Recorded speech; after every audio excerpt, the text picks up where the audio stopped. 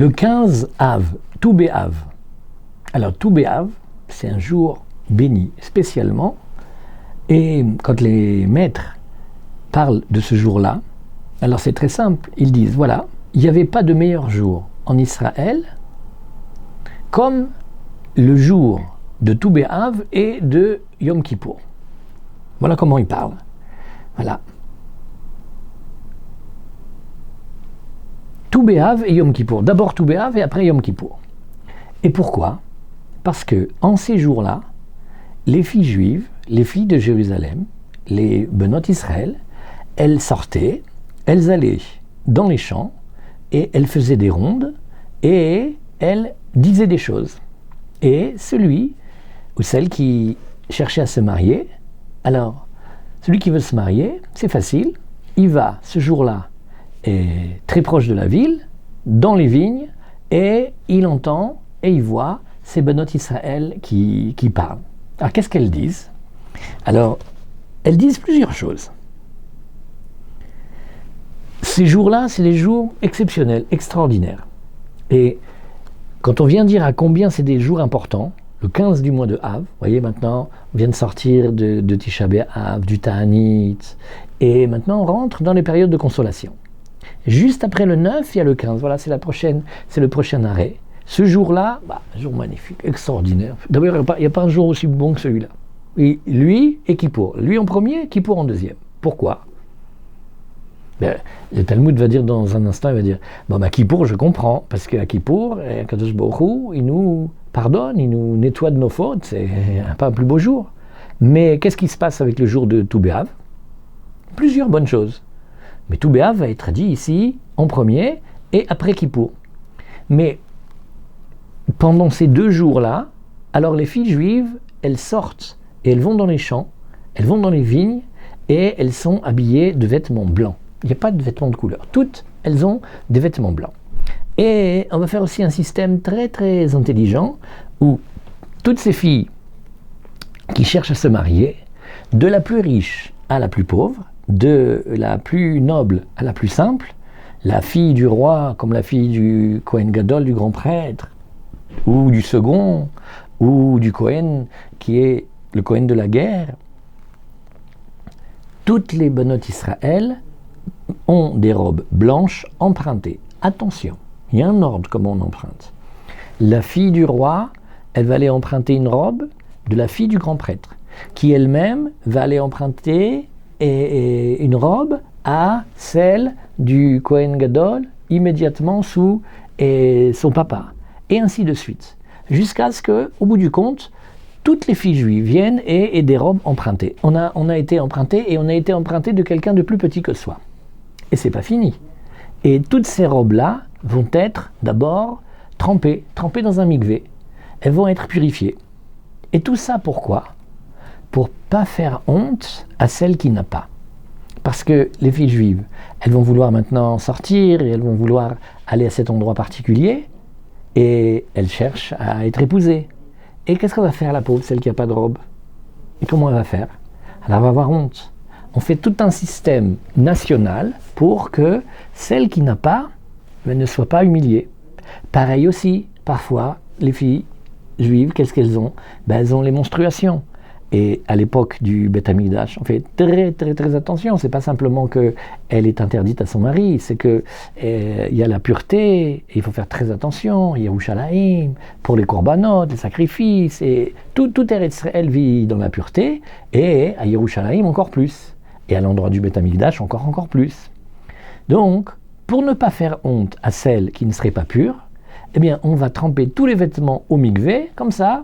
Si jamais il y avait une impureté, de toute façon elle est partie. Et s'il n'y en avait pas, celle qui n'était pas pure, elle n'est pas non plus blessée ni humiliée. Toute cette organisation pour amener les filles juives dans des vignes. Et pourquoi des vignes ? On va voir. Et pourquoi des vêtements blancs ? On va voir aussi. Et elles font des macholot. Des macholot, qu'est-ce que c'est ? C'est une danse. Canon en rond, on tourne. C'est un machol. La forme de cette danse, elle est très importante aussi. Et alors elles vont raconter des choses. Et elles vont dire comme cela, elles vont parler Et qu'est-ce qu'elles vont dire quand elles parlent comme cela? Eh bien, qu'est-ce qu'elles racontent? Elles disent, tenons-nous bien cette phrase-là. Bahour est jeune homme.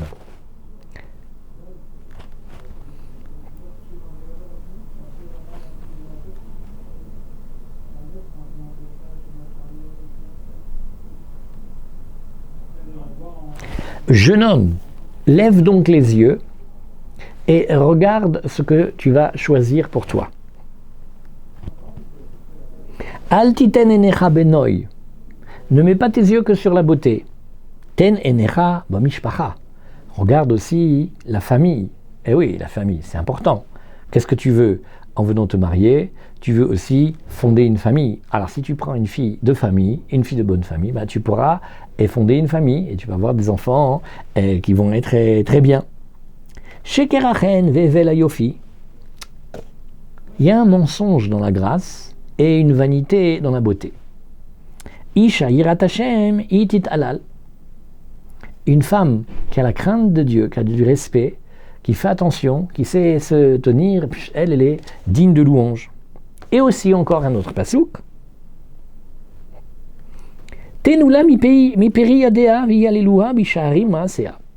Donnez-lui du fruit de ses actes et qu'elle soit glorifiée à la porte de ses actions. Voilà.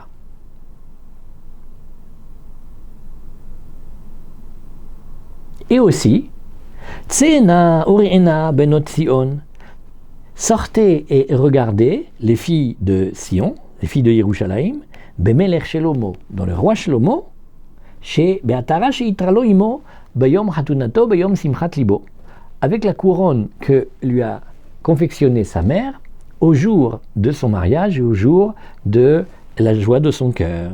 Et ici, qu'est-ce que nous disons? Ah ben alors tu sais, le jour de son mariage, ça c'est le don de la Torah. Et le jour de la joie de son cœur, ça c'est la construction du Beth Amikdash qui, Bezrat Hashem, bientôt va être construit de nos jours. Voilà la présentation de ce jour. Bon, c'est quand même un petit peu étonnant. On sait que c'est un jour exceptionnel. D'ailleurs, on va voir encore, il y a beaucoup de raisons pour lesquelles ce jour est magnifique. Mais vous ne trouvez pas étonnant qu'on les plaçait avec Yom Kippour et qu'on dise que pendant ces jours-là, au pluriel, alors les Benot Israël, elles sortaient. Quoi, tu vas me dire que le jour de Kippour, les Benot Israël, elles allaient danser dans les champs? Eh bien oui, monsieur, parfaitement, le jour de Kippour. Et elles avaient des vêtements blancs, et elles allaient dans des vignes, et elles disaient tous ces versets-là. Bon, alors, comment elles disaient tous ces versets-là? Est-ce que c'est tout ensemble qui disaient? Est-ce qu'il y avait plusieurs catégories de Benot Israël? Chacune disait, chacune montrant les qualités qui étaient les siennes. Et est-ce que, comme on va voir un petit peu plus tard, nous avions en fait les Benot Israël qui se répartissaient en plusieurs catégories. Et comment elles se répartissaient? Alors, il y avait celles qui étaient jolies, il y avait celles qui étaient de bonne famille, et il y avait celles qui étaient pas jolies. Voilà. Et chacune, elle savait parler et elle savait dire pour trouver le mari. Voilà comment ça fonctionnait. Bon, alors on va essayer ensemble de regarder point par point et de dégager une histoire. Tout Béhav, c'est très beau, c'est très important. Voilà, il y a quelque chose dans la Gdushat Israël. La Gdushat Israël, c'est la sainteté d'Israël, le côté très très élevé qu'il y a à l'intérieur de nous et qui apparaît comme ça et au moment de la recherche du conjoint ou de la recherche de la femme. Et là, il y a quelque chose de grand qui se réveille. Cette chose-là, c'est une trace très très puissante de l'âme juive. Et cette Kedusha, elle est, pendant ce jour-là, très très très réveillée. Bon, alors, une fois qu'on voit et qu'on remarque que non seulement tout Béhav, mais aussi le jour de Kippour, on va essayer d'abord de regarder, mais finalement, Kippour, c'est un jour pour faire chercher des shidduchim. Kippour, d'habitude, c'est pas un jour pour faire tchouva, c'est pas un jour où on est en ta'anit, on est en jeûne, c'est pas un jour où on essaye de rester que dans la prière. et on essaye d'obtenir qu'Akadosh Baruch Hu se mette en phase avec le fait qu'Hachem il nous pardonne. Alors qu'est-ce qu'on va maintenant dans des vignes? Alors en fait, tout ce processus-là, il est chargé de sens très profond, qui effleure comme ça, et qu'on va regarder petit à petit. Et oui, exactement pendant Kippour. Parce que la notion du mariage, que un Ben Israël et une Bat Israël se marient, ça c'est très très grand. Alors quand il y a deux juifs qui se marient ensemble, alors là c'est incroyable.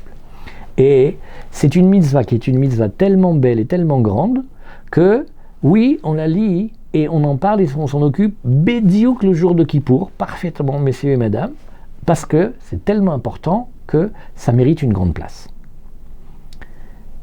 Adam Arishon, le premier homme, et il a vécu très longtemps. Quelle était son occupation? Bon, alors il a reçu une mitzvah et puis un interdit du roi.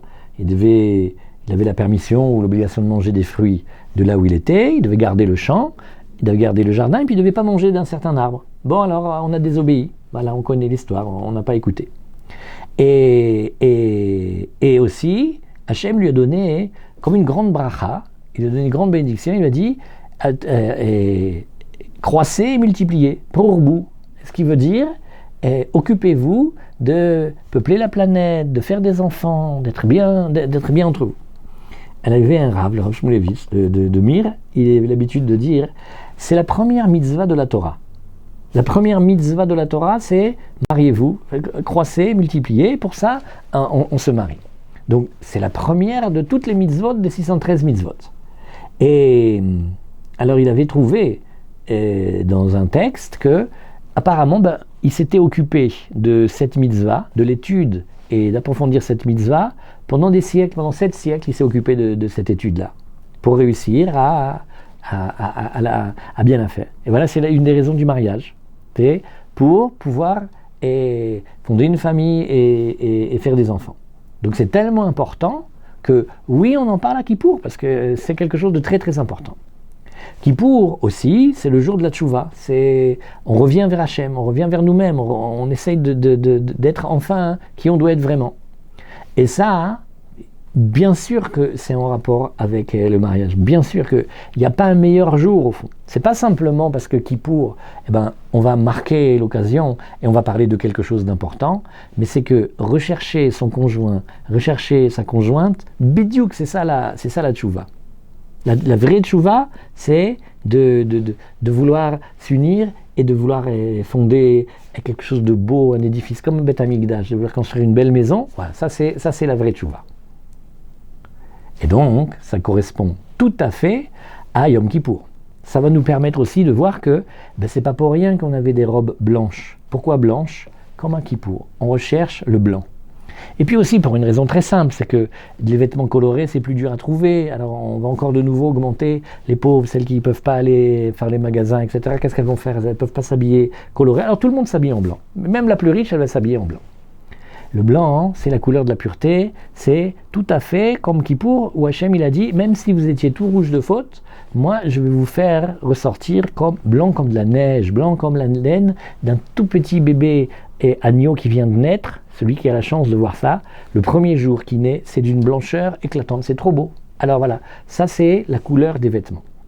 Le mikvé et la pureté, c'est aussi une allusion, dans le sens simple, dans la phase apparente. C'est pour pas faire honte aux pauvres femmes, les jeunes filles, si elles avaient eu des règles et tout, qu'est-ce qu'elles vont faire? Alors une elle peut venir, l'autre elle peut pas venir. Alors on les trempe au mikvé comme ça, tous les vêtements sont purs. À l'époque, on purifiait aussi les vêtements. Mais c'est une allusion à la purification de l'être devant Kippour. Et elles vont où?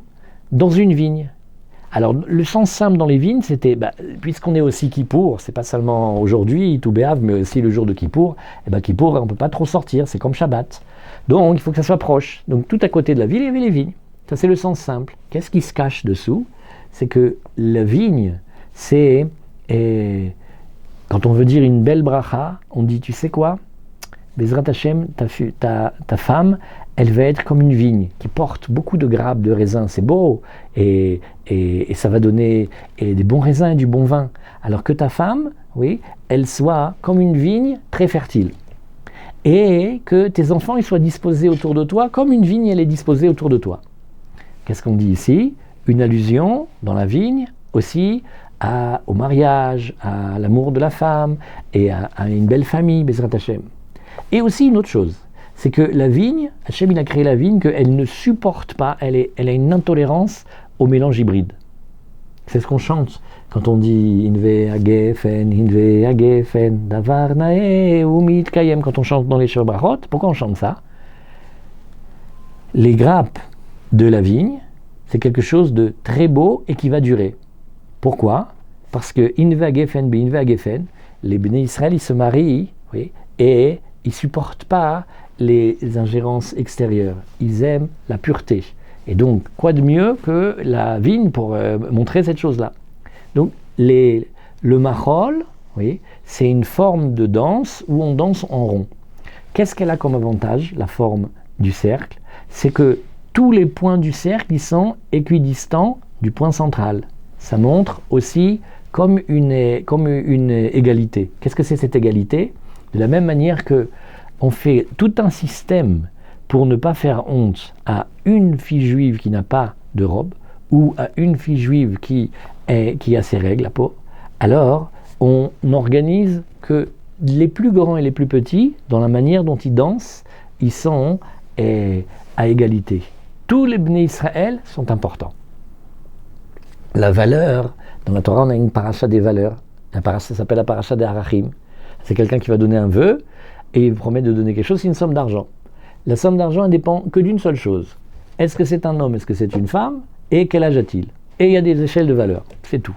Rav Wolbe nous disait tout le temps que ça c'est pour montrer qu'est-ce que c'est la valeur. La valeur du juif, elle est intrinsèque. C'est les deux seules choses sur lesquelles on ne peut rien faire. L'âge, on ne peut rien faire. Et chaque jour, on a un jour de plus. Et être homme ou femme, oui, dans la plupart des cas, on ne peut pas changer. Qu'est-ce que ça montre? Il y a une valeur intrinsèque. Ça, c'est la beauté des Bénot Israël. Mais maintenant, on va s'attacher un peu plus à ce qu'elles parlent, ce qu'elles disent. Et alors, elles ont une phrase qui est incroyable. Elles disent « Bachour, jeune homme » ou « être choisi ». « Sana enecha » lève donc les yeux. Alors, venez ensemble, on regarde, et dites-moi, à votre avis, dans quel cas dit-on à quelqu'un « lève les yeux » ? Pour qu'on dise à quelqu'un « lève les yeux », il faut bien qu'il ait eu un moment les yeux en bas. Eh bien oui, parce que le bachour dont on parle ici, eh ben, c'est quelqu'un qui garde ses yeux. Voilà. Il garde ses yeux, et quand il marche, il fait attention. Et il a plutôt tendance, avec l'humilité, avec la couronne du roi, à regarder en bas. Alors il regarde en bas pour deux choses.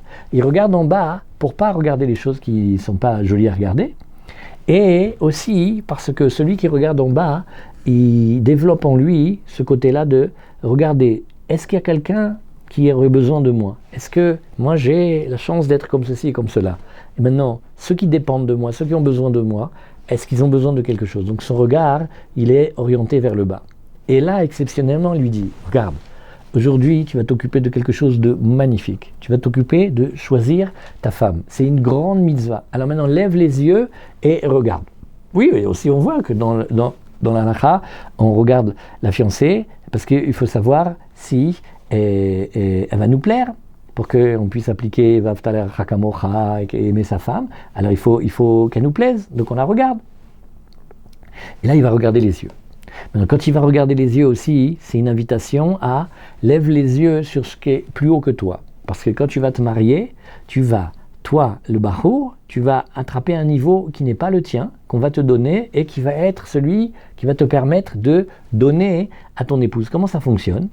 Quand je me marie, alors je reçois des choses plus grandes que moi pour lui donner à elle. Voilà. Et donc, lève les yeux, tu vas prendre d'en haut et tu vas regarder. Donc, quand tu vas me regarder, je sais que tu es un garçon qui garde ses yeux, mais maintenant tu vas me regarder et tu vas lever les yeux. Et quand c'est comme ça, tu vas bien choisir.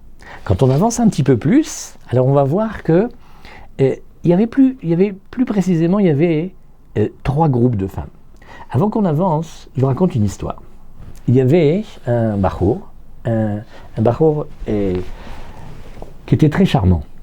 Et il était scrupuleux, il faisait attention, il gardait ses yeux.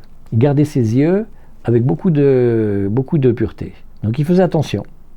Et quand il a rencontré sa fiancée, alors il nous a amené sa fiancée. Et ma femme et moi, on a dit « Oh là là, mais qu'est-ce qu'elle est jolie, c'est incroyable !» Mais tant de beauté, c'est rarissime. Et alors, et il avait même un chidouche, il avait un Dvar Torah sur la beauté de sa fiancée. Qu'est-ce qu'il a inventé comme Dvar Torah? Il a dit voilà, moi je pense que l'homme, il a le droit dans le monde à une certaine quantité de beauté. Si il ne garde pas ses yeux, alors à chaque fois, il vole un petit peu en avance, à crédit, de la beauté qu'il devrait recevoir dans le monde. Donc il a regardé un petit peu ici, un peu à gauche, un peu ici, un peu à là. Et il a fait comme ça un panel. Donc il en a vu plein des jolis. Alors maintenant, quand il va recevoir la beauté de sa femme, bon alors elle est un petit peu atténuée parce qu'il a déjà beaucoup dépensé, il ne lui reste pas beaucoup sur le compte. Et il dit, moi j'ai fait attention, j'ai gardé mes yeux. Alors toute la beauté du monde que je n'ai pas regardée et je me suis retenu, eh bien Hachem il me l'a mis ici, à l'intérieur de ma fiancée. Et donc il a trouvé très joli. Voilà, ça c'est comme ça. C'est un peu pour expliquer, Bachour, Sana Enecha, lève les yeux. Je suis contente de voir que tu fais attention à tes yeux. Maintenant, tu peux les lever, tu peux construire avec moi quelque chose de grand. Ça c'est pour l'histoire. Alors quelles sont les catégories des Banot Israël? Alors, oui, les Banot Israël, elles sortent et elles vont danser dans les vignes. Alors on dit voilà, comment ça marche? Alors on explique un petit peu plus maintenant. Celui qui n'a pas de femme, il va là-bas.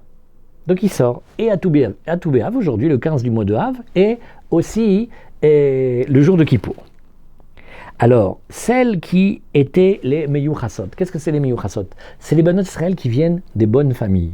Qu'est-ce que c'est les bonnes familles? C'est les familles pures, les familles affiliées. Bon, alors qu'est-ce qu'elles disent, elles? Et elles disent, regarde, Bachour, lève les yeux, etc. Alors, Tanoura Banan, Yefefiot Shebaen, tu sais, les très très belles, qu'est-ce qu'elle disait?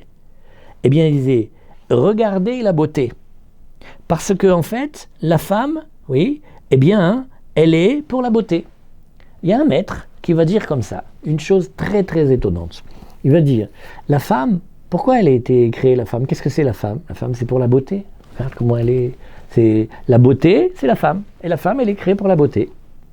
Et ça, c'est la première chose. Celles qui venaient des bonnes familles, qui avaient des grandes généalogies, alors qu'est-ce qu'elle disait? Elle disait, placez vos yeux, qu'est-ce que tu vas regarder? Regarde la famille, parce que tu vas voir que la femme, elle est là pour les enfants. Donc tu veux des bons enfants, alors choisis une femme qui vient elle-même qui vient d'une bonne famille. Parce que la femme, oui, c'est pour les enfants. Et troisième catégorie, celle qui était laide. Alors qu'est-ce qu'elle disait? Ah, faites votre acquisition, mais les Shem Shamaim, faites-le avec pureté. Et faites attention, couronnez-nous avec des pièces d'argent. Alors trois catégories de Banot Israël. Et ces trois catégories, en fait, c'est trois parties de Banot Israël.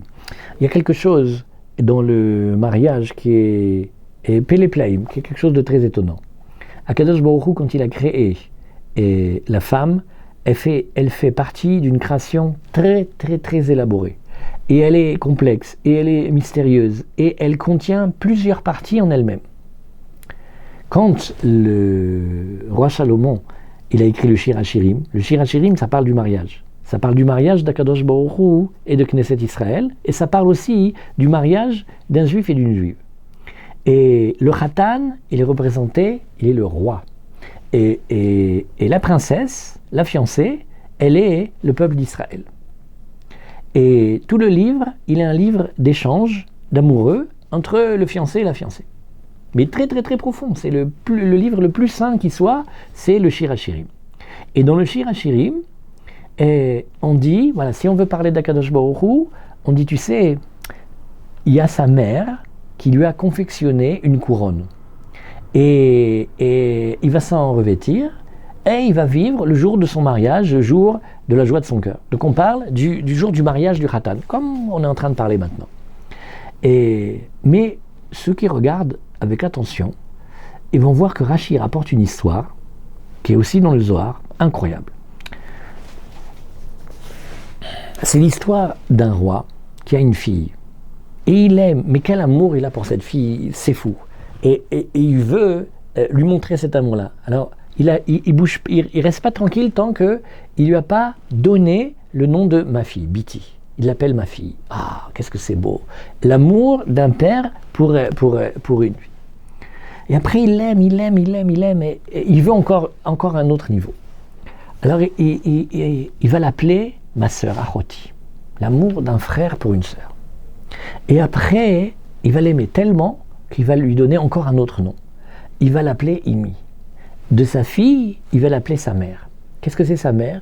De la même manière qu'on ne peut rien refuser à une maman, de la même manière que Kadosh Baruch Hu, il dit, tu sais, moi, dans le peuple, quand mes Bnei Israël, ils sont des tzadikim, ils décident, moi je suis obligé de faire ce qu'ils me disent, comme une mère. Et la mère, c'est elle qui est à l'origine de la Teshuvah. Teshuvah, ça vient de Ima. Comme ça, c'est rapporté dans ceux qui veulent regarder dans le Tomer Dvorah, le passage sur la Bina, comment l'homme s'habitue à la Bina égale la Teshuvah. C'est comme la maman. La maman, elle veut que son fils et que ses enfants ils soient avec elle, qu'ils reviennent, et qu'elle est prête à tout nettoyer leurs bêtises. Elle est prête à tout faire pour qu'ils... On pourrait trouver d'autres solutions intelligentes en prenant ses enfants, en les mettant loin, en les mettant en exil, en leur faisant faire et les mettant en petite psychose et ce que vous voulez. Non. Elle veut arranger maintenant. Ça s'appelle Ima. La sœur, c'est comme la sagesse.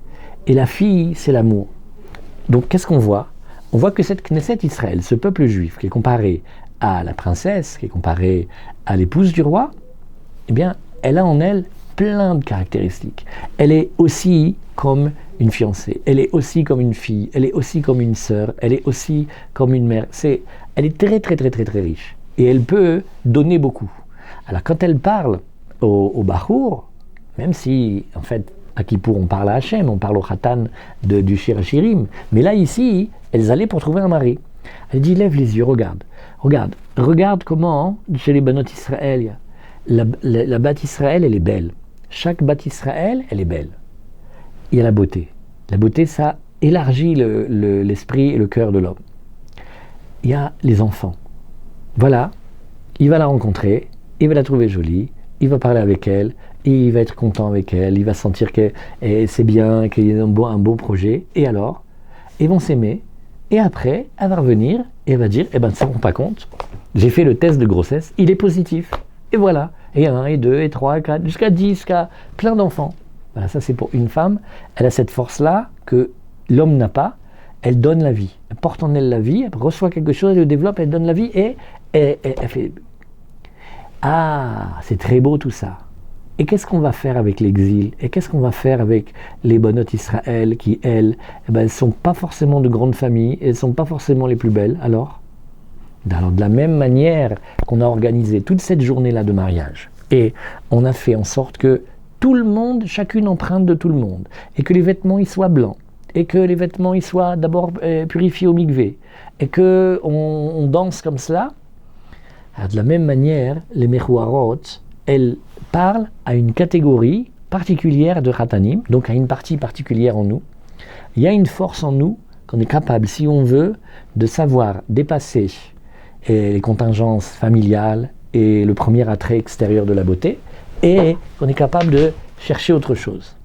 Alors elles disent, elles sont intelligentes, elles disent, tu vas pas m'épouser parce que je suis moins belle, et après toute ma vie tu vas me faire souffrir, et dès que je vais te demander quelque chose, tu vas me dire, j'ai été bon de t'épouser, regarde, personne ne voulait de toi, regarde comme j'étais pas jolie.